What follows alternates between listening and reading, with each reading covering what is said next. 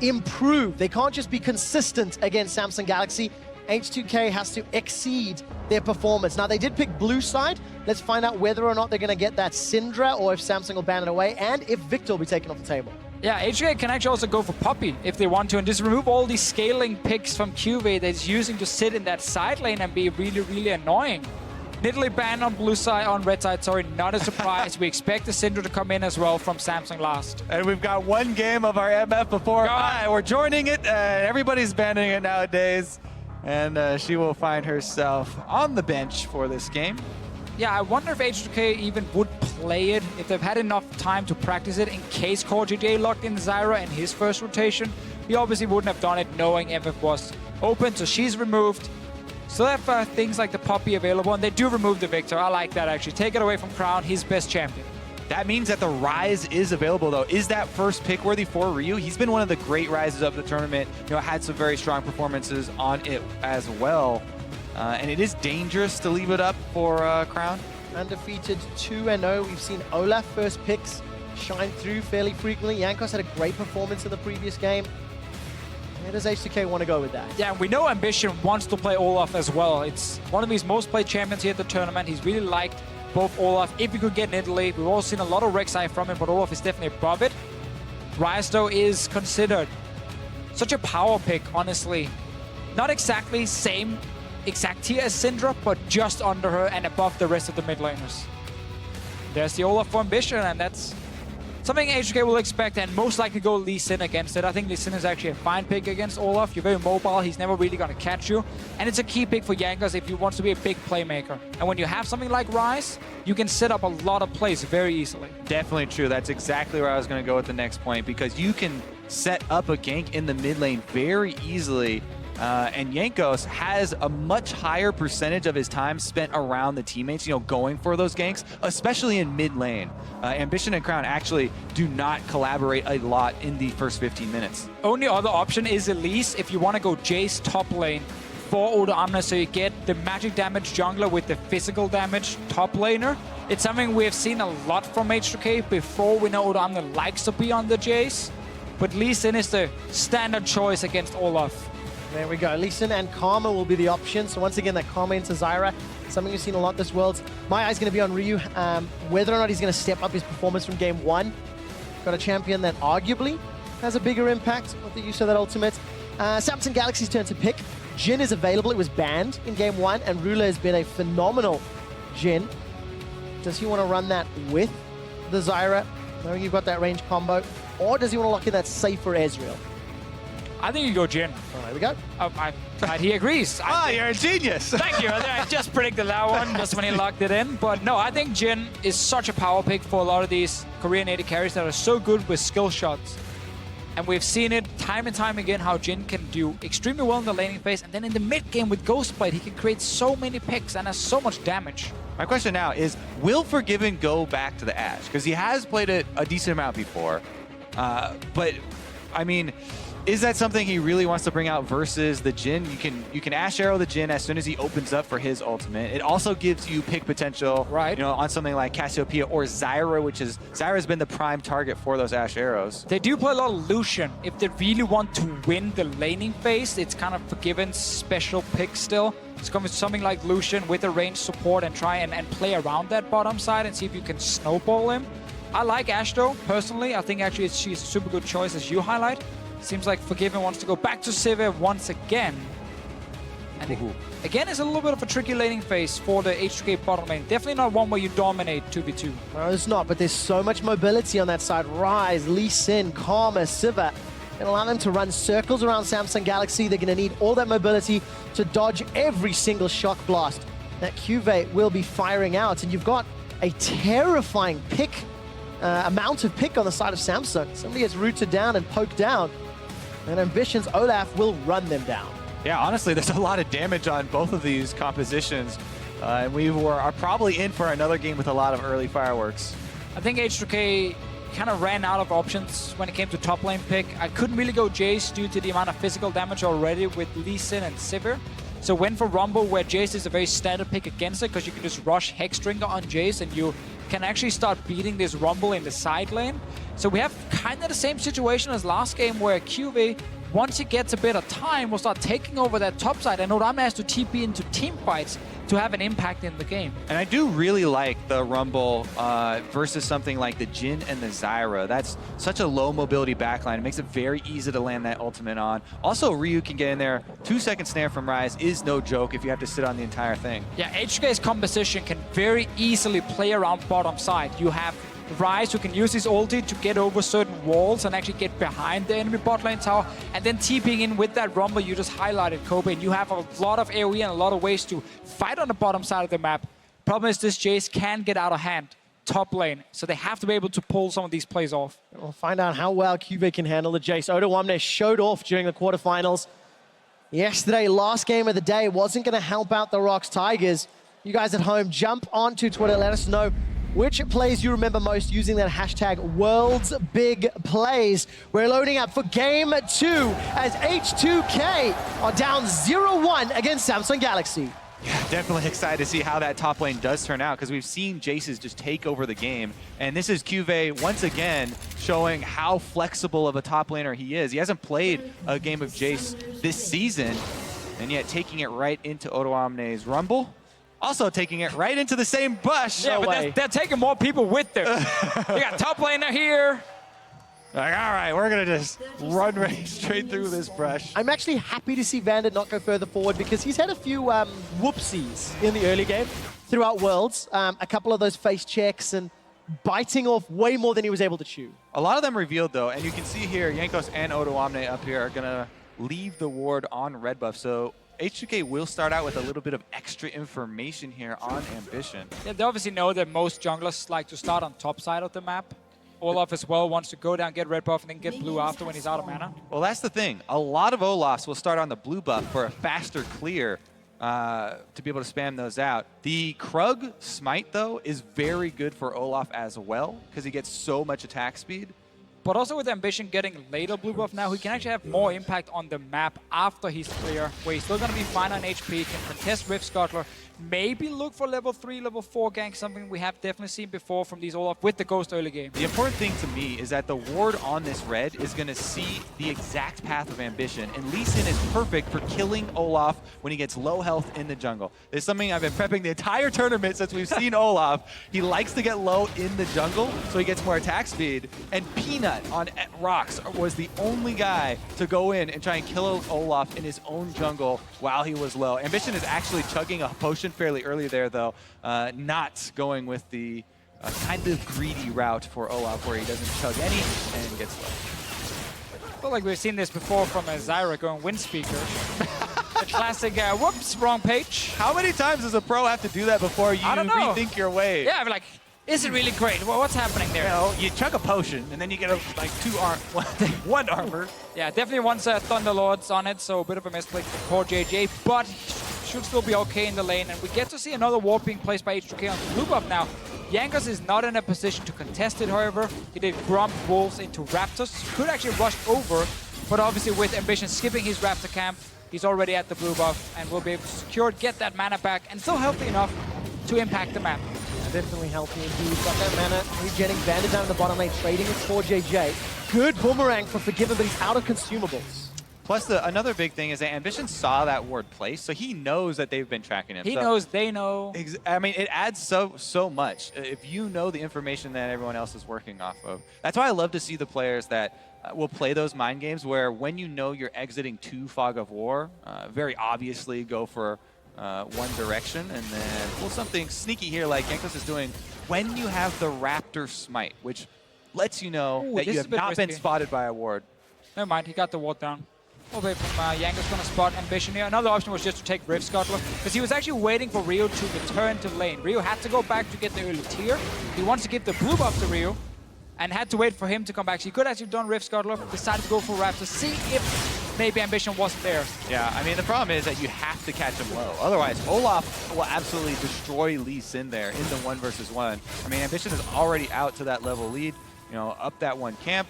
And Jankos been trying to walk around and get more information, but Ambition is going to grind out that lead.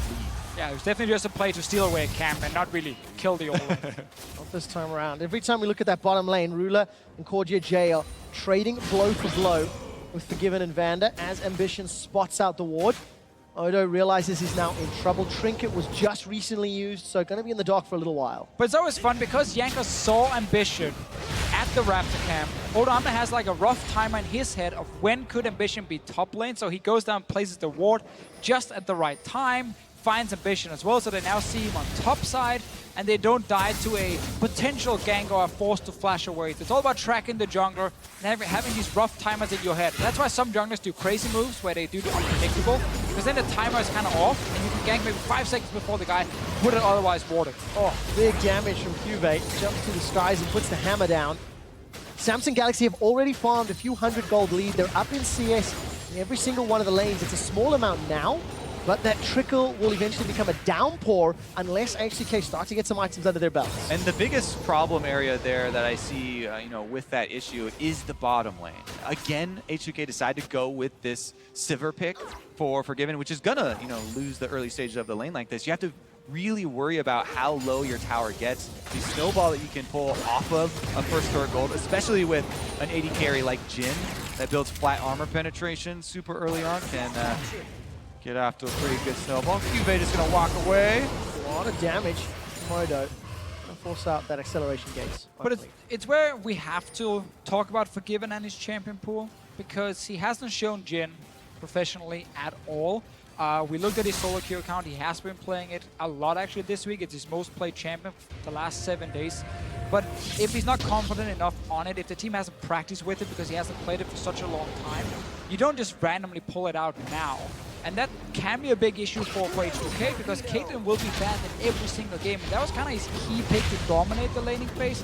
Sivir can push lane, but not really be a big kill threat. And that's where Forgiven's impact will get reduced. And that being said, we set this up as bottom lane pushing and all that. The bottom lane turret for H2K right now is actually very healthy. And the CS discrepancy is null at the moment, so not an issue this game right now for H2K. We'll see, though, as Ruler gets more and more longswords. But if you look at how H2K have been winning games and now they have to beat Samsung, it is still a little bit of an issue, because they've been winning games by dominating these lanes, like big CS leads, take down that tower with something like Caitlyn, just keep poking away on tower, take it 2v2, maybe have Jankos come down once only. And that was one of the ways they got big leads, and Forgiven was super, super farmed up and fed. He's just not able to do the same because of the champion, not because of the player, but the champion. He might actually get ganked now as well, making it even worse. Well, nobody's rooted. Forgiven and Vander looking to go up. Flash for flash. Smelt's shield comes down. Ambition automatically exhausted. Boomerang Blade and Ricochet thrown out by Forgiven, but double summoners down in trade for 1. Jump up into the top lane. Jankos finds Cuvee. Odo throws down a great equalizer, turns the attention. The king! Jankos, the king lives! And the king can go in and steal a red buff because they see Olaf down bottom. Meanwhile, Samsung will be happy to take this Infernal Drake. Seen this before. Game 1 was defined by H2K's inability to convert objectives. How much damage will they get on the top lane turret? I don't think they'll take it down. Well, there's no teleport for Jace, and Jankos is still on top side. He can actually go back up to top lane and just sit between the 2 towers if he wants to look for more. Seems like he's fine just taking the camp and backing away. I am a pretty huge fan of hard camping a lane like this, especially after you were just able to kill him and send him back to the fountain. But it didn't look like they were setting that before this replay went off. Obviously, that one was pretty textbook right there. Yeah. Positioning, no big problem. Such a classic H2K move, however. Bot lane gets ganked. They do survive the gank this time around, only had to use summoners from Vander. And then Jankos is already on the other side of the map, trying to get Odo Amna rolling. It's really been the recipe for success for H2K this split. And he was setting that up well in advance. The thing is, we want to keep track of these Samsung, small things that they're doing in the game. As soon as they lose their top laner's life, immediately go for that dragon and get the Infernal, which is a very big objective, when we progress 10 minutes into the game. Yeah. Well, take a look at the mid lane. Ryu's in trouble. Doesn't get caught by the Petrifying Gaze. Crown throws down the cleanse. Gets away the ghost. Vander, no flash, remember. Takes a bunch of shots. Final curtain call. Will miss. Forgiven have the spell shield at the ready. But I want to go back. Crown plus 15 CS. This is a guy that's done pretty well in the laning phase, but he's already outshining Ryu both games this series. Yeah, that is again huge for Samsung, because it's all about just go even, at least in the early game, and get to mid to late game where you are the stronger team. When you play H2K... Oh no! Oh no! Ryu's in trouble! Here comes Ambition! Crown gets the kill! Jankos is running for his life. Crown's already flashed, so he can't chase further. But that's Samsung's first kill on the board. Everything kind of going wrong for Rio here in the first 2 games. Jankos is very low. He's not able to take a fight and has to just back away. And same issue as in the first game for H2K, where mid lane starts falling behind. They have 0 pressure in that lane, and you need that pressure if you want to play very aggressive in the other lanes, because you can't let the other mid laner roam first. Exactly. The pressure in lanes and the extra vision. Crown kites back there. Very quick flash. Baits them in across the miasma. And Ambition now gonna take a little bit of damage in payment for those trucks. Good to see some control from Forgiven and Vander. They don't chase into the darkness. Or JJ was waiting in the bush, but Samsung, despite giving up first blood, they're up in CS. They've got a minor gold lead. Juve sidesteps the Sonic Wave, uses the hammer, and sends Jankos away. The play he was trying to pull off before, just slightly too slow, and therefore he died. But this time around, just managed to defend himself, and Ambition might be caught. Yeah, he is. Ragnarok's not available. Will get rooted down. No! He runs away! The Ghost's not going to be enough. Ryu flashes forward. But that's a flashless rise in a lane that he's down 20 CS. But that's really important for H2K. They get a kill on this rise here. You got to get to that Water of Ages so quickly so you can start scaling as well. You have a fairly weak mid game on this champion, and now he's caught. There's a flashless rise, a stunned rise. Crown gets the kill with the help of Ruler. Roams from both bottom lanes. Here we go, top side though. All right, Odo's now gonna get pressure down. The tower is the focus. Kuve's running out of mana. Tower's still alive. Taken down. Kuve kicked over the wall. They trade 1 for 1. Somehow Vander goes down as well. But tower first blood to H2K. I feel like H2K's top side is doing everything they can to try and get a big advantage, but then the other side of the map are kind of letting them down, especially around this mid lane where Crown is just taking over. Didn't get to do a lot in the early game on Victor, but in the late game he was fantastic as always, and now he's sitting on 3 kills already. Massive CS lead, and this is huge for Samsung because they're so close to even already in this early game, and despite losing top tower, every other lane is doing fine. All right, let's take a look at how Vander got caught. Good ulti there from Ruler. Is able to get the slow, so the follow-up is there from Crown and Core JJ. The other thing I need to mention, though, is once again, you talked about, yeah, H2K, they're focusing top side. They're getting so much advantage on top side. The vision is just exploding for Samsung around Dragon Pit once again. That was the story. Last game, they had full control for the first 20 minutes of the game in that area of the map. And it's true once again. They have full vision in the red quadrant jungle here of H2K with pink wards to boot. Now, it is a bit more effective for H2K to kill the Jace compared to killing the Echo like we saw in the last game. Echo obviously will be so useful late game anyway. Jace is a little bit weaker in that sense if he is behind, but Samsung are still fine trading all this pressure against their top laner to get advantage. But they need to get a tower. They haven't gotten enough damage on these towers on the bottom side, and that means H2K can now start playing around mid and bot lane and try and snowball this advantage. Well, look at all the vision. If Samsung Galaxy have complete control of vision around the bottom half of the map, multiple pink wards in the top, but this is allowing H2K to set up this little bit of an invade. Good pink ward from Samsung though. They're going to spot Odo and Jankos, and boom, they take an accelerated shot blast to the face. Going to contest this Bramble back. Support from Crown and Ryu was available, but not needed as H2K back away. I'd also be very careful because this is going to be 2 Infernal Drake spawns. So if you cede control of the Drake pit this time around, that's going to be a lot of firepower later in the game. Yeah, luckily for H2K, they've gotten this top tower down so early, so now they can start sending this Rumble down to fight for these towers. They don't need to invest more ganks on top lane.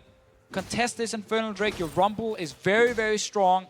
Bottom side as well, Forgiven is almost sitting on 1 item fully completed. Summoners will be available though, except for the flash on the Jace. Everything should be ready for H2K very, very soon at least. Yeah, feels that way. Samsung though, they've survived the early laning phase. Yes, they have given up a tower, but 1,000 gold down. They've got a bunch of kills. They've got a dragon as well. And Crown is plus 40 CS, who's going to be one of the late game insurance policies for this team.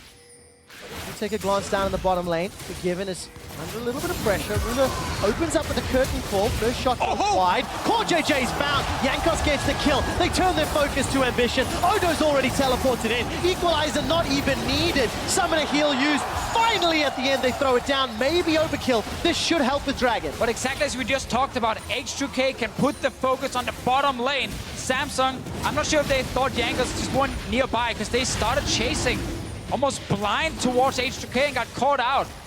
Dragon being started, there's a TP coming. Odon is back in base, he's not here. No, he's not. Samsung realized this. Jankos has to get it. He does indeed. Tries to safeguard out. Not gonna happen. Crown gets the kill. Dragon for one. Maybe worth. Definitely worth it, I think, there for Jankos to sacrifice himself. Don't want to see those Infernals stacking up for Samsung, and he goes back in to snag it. Mid tower, though, is the one we need to look at. If Samsung can get more damage on it, they can still get a pretty good trade here.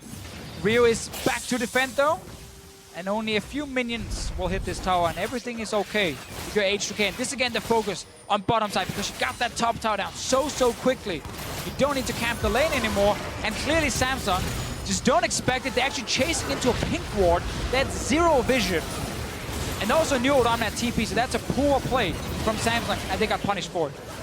Definitely a lot of power there on the Rumble teleporting in as well, even though he wasn't the determining factor. Jankos took out Core JJ before he got to cast a spell as Zyra was deleted. Here they go, though, on the offense. Good flash from Vander, gets him out to safety. But summoner spell blown, and as we crested 16 minutes, Jankos is the one with all the gold leads, plus 1,500 gold over Ambition. The problem is, Crown is plus 1,500 gold over Ryu. Where would I rather want my gold, Lee Sin or Cassiopeia? I think that's a rhetorical question. Well, always Cass. That's funny to me because Here comes the jungler. Me. Jungler always deserves the gold. But honestly, if Jankos is going to 100% their support, give him the gold. He's got that warrior enchant. He's got the Hex Drinker, and he's got some support in this mid lane. Look at this. Is that a 5-man stack coming through mid tower? Crown's strong. He's not that strong. Jankos zoning away the slithering snake. Curtain call comes up. That feels like it might be too late, though. The tower is the focus. Ambition getting burnt down. Overheat from Odo. The tower's still up. Still survives. H2K haven't finished it off. Odo couldn't equalize because he was overheating, and the tower still stands. And H2K didn't get to commit to either of the choices yet. Didn't go for the kill, didn't go for tower either. Both now alive. Samsung gets to live another day, and top tower takes more damage. So Samsung slowly but surely working on them, and now down to Crown. Cleanse, flash, Crown's running for his life. Support from Ruler in the river. Core JJ's come up, no strangle thorns to use. Jankos looks for him, doesn't get the 100-0 with the Dragon's Rage kick. And up in the top lane, Cuvée kills Odo. Yeah, again, Samsung managing to defend and then get a random kill top lane. Odo Amner seems to just being caught out. Didn't even take the trade because Cuvée is full HP. Well, yeah, I mean, so Odo went up there with half health, I was watching, and then Cuvée fled. He looked like he was fleeing into the brush. Saved his spot there in the brush, and then I'm assuming a shock blast landed to start it out because Odo didn't get much done in return. Look at that. 2 turrets for it. Yeah, and kind of like last game, just when we see something really good from H2K to pick up a few kills, even got Infernal Drake this time around, things just go wrong. I guess he just hides in the bush, or Odamna actually thinks he's gone, doesn't think he's still here. And then, surprise! Didn't even start out with the shock blast. Ends it then. So clean. But at the end of it, that mid tower from Samsung survived 99 HP. H2K give up kills, 2 towers, donate gold to Ruler. Samsung's mid game is terrifyingly good. Definitely well played by Samsung, but also H2K when it really matters. And they have to make that correct call. Do we kill the Olaf? Do we kill the tower? Do we go for both, you know? It just goes a little bit wrong for them. It gets a little bit hectic. And then Samsung are just much better in terms of this overall communication and shot calling, and they get the advantage now ahead in gold as well. And remember, so much of that gold is on Crown. He's got 4 of the kills on this Cassiopeia and 180 CS, 185. He's almost matching Forgiven down there from the bottom lane. H2K return to the scene though, and they take the objective. Now it is still a 600 gold game, and Odo still has the ability to turn team fights with Equalizer. But H2K cannot afford to make those same mistakes. The clean play from Samsung allowed them to win game 1 handily, allowed Samsung to get an 8-game winning streak. And once again, that is where H2K have to prove they can go blow to blow with the 3rd seed from LCK. H2K have been able to match Samsung when it comes to skirmishes and team fights. But they've not been able to match the overall map play, and Vander is getting caught out again. And every single time it's Ruler, starting with that ulti, catching someone. Yeah, the roots came out from Core JJ. Forgiven's being dove in a tower. Strangle Thorns and Petrifying Gaze keep Ryu out of the fight. Up in the top lane, Odo's overheating once again. Cannot get that equalizer down. Cube's buying his time. Accelerated shot pass, flash into the kill. Cube's now looking for more. Flash over the wall from Jankos, kicks Cube backwards, enlists the help of the tower. Round warp from Ryu as well, so it's 1-for-1, but it's gonna lose another tower. And Samsung Galaxy can extend this gold lead even further. Well played by Samsung once again, catching out H2K. It's what we just talked about. Whenever H2K has to look for the play, Samsung seems to just be a step ahead on the map. Often starts with Ruler popping that ulti, and then they try and find the support, whoever is left alone, and they get a few kills from it. Nice dive as well on Forgiven after.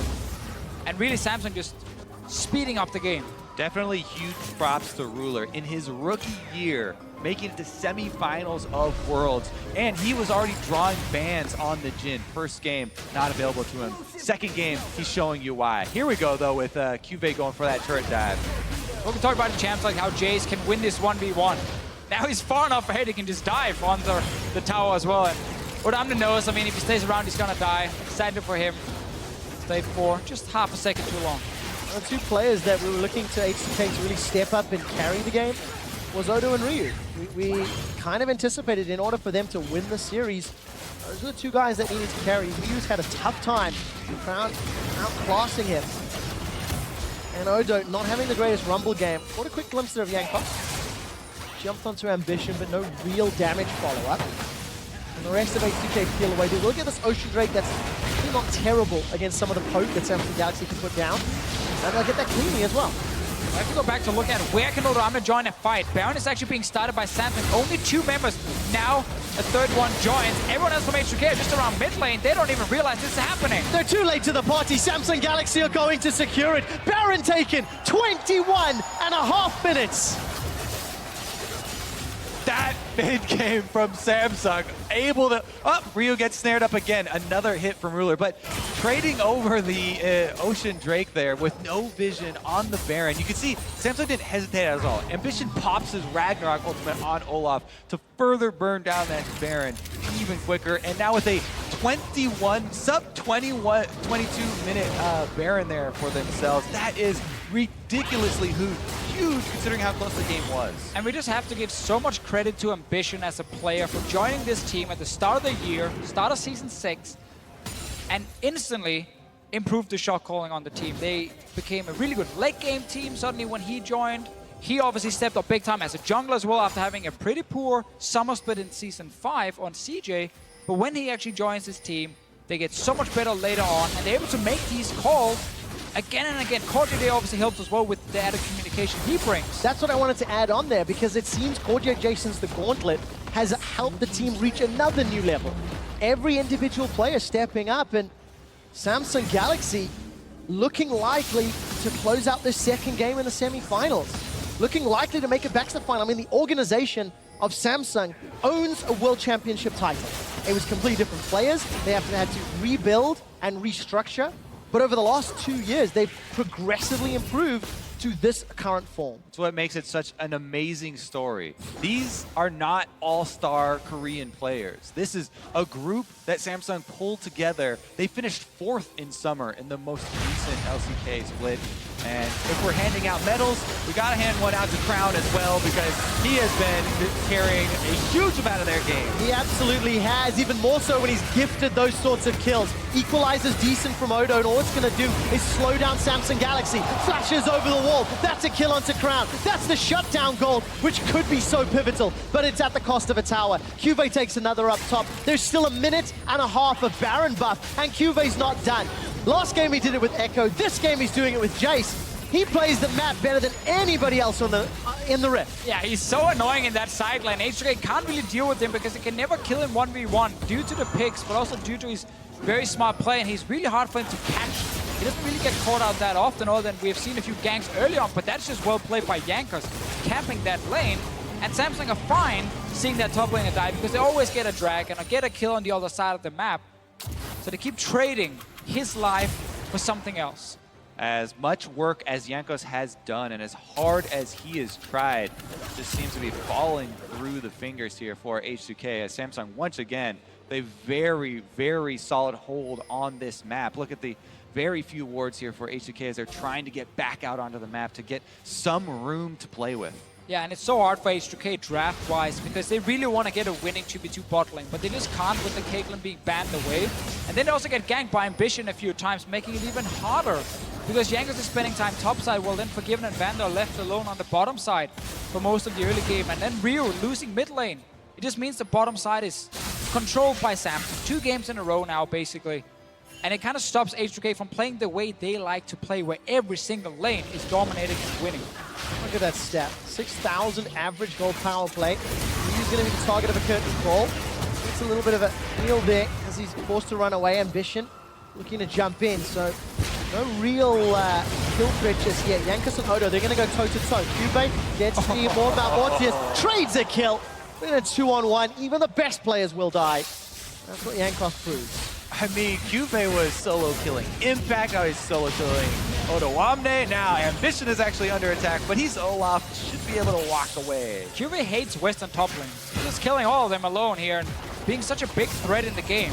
Samsung constantly playing 4 man together and then the odd man out, sitting there and taking down towers. It's even more impressive when you look at how the fact he was ganked a couple times. He lost his tower for Tower First Blood, yet still has a CS advantage, still has this gameplay advantage, and making Jace show off what it should do against top-tier players.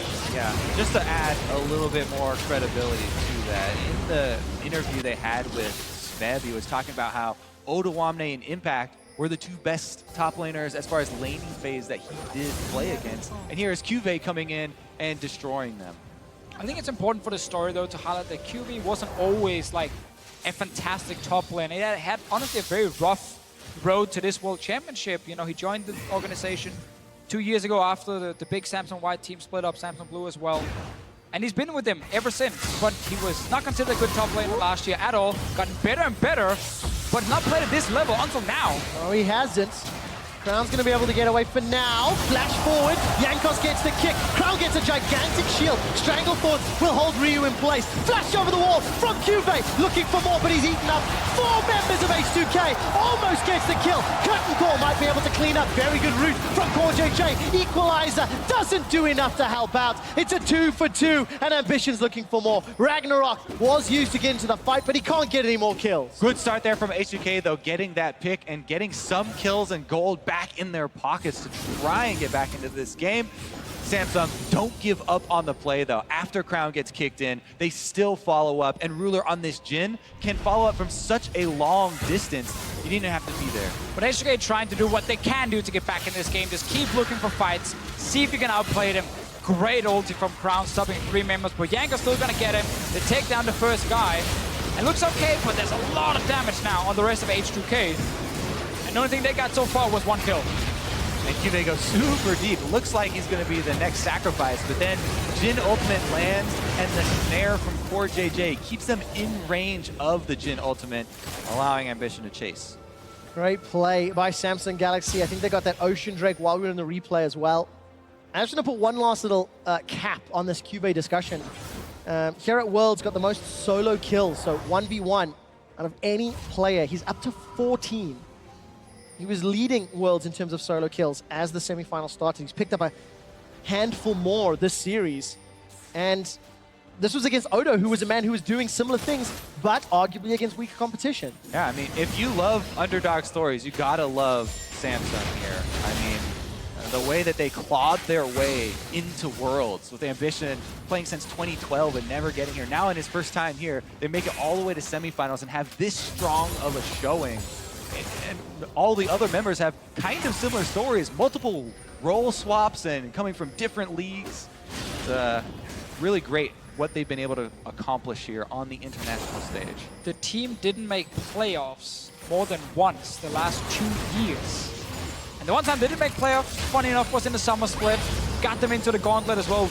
Beat KT 3-2, and now here we are. In some ways, the struggling team story is fitting of both squads. Because H2K have traditionally not done well. Curtain Call flies out, and H2K over the last few years been looking for success. They've had a showing at Worlds, drawn into an incredibly tough group. But very different players, of course. This might be the fight, Trevor, though, for H2K. If they ever want to get back into this game, they need to win this Baron fight here. Odam is keeping in behind them. Crown is sitting in the bush here. Yeah, but Cubase coming in from behind H2K. Jankos is looking for more. The equalizer looks good. Look at the backline. Oda's going forward, but Ambition's running for more. They've traded AD carry for support. It's not done yet. Cubase unforgiven. Cubase got forgiven. Vander's not going to be able to turn it back around. 3 members of H2K are down. Cubase going to look for those shock blasts. Goes back into the Mercurial form. Not going to fire it out. It's a 1 for 3, and they don't get enough. Valiant effort there from H2K. They do stop the Baron for now. Early Samsung Galaxy are low. Ryu and Vander, can they pull off a miracle? It's a 2v4. Vander throws up the speed boost. Baron is helping out with some damage. No, will not be enough, and Samsung Galaxy secure the Baron. A lot of low members in that fight, but H2K didn't have the damage to take them down. That means another Baron for Samsung. Bigger advantage. That was the fight, honestly, for H2K to get back in this game. Sadly for them, Odamne joined the fight maybe slightly later than Jankos had expected. He obviously couldn't do anything different because he was running down from top. Jankos doesn't get the proper kickoff either. And then just look at what the Jace is doing here to Forgiven. If Forgiven wins this 1v1, H2K can actually take the fight. But this Jace is super strong. Yeah, I mean, man, Juve playing frontline there as Rumble was coming in, and it looked like Odoamne was going to clean up the back line from Samsung there, but not able to get it off. And Samsung do come away with the Baron in the end. So H2K options are closing. Absolutely, 10,000 gold down.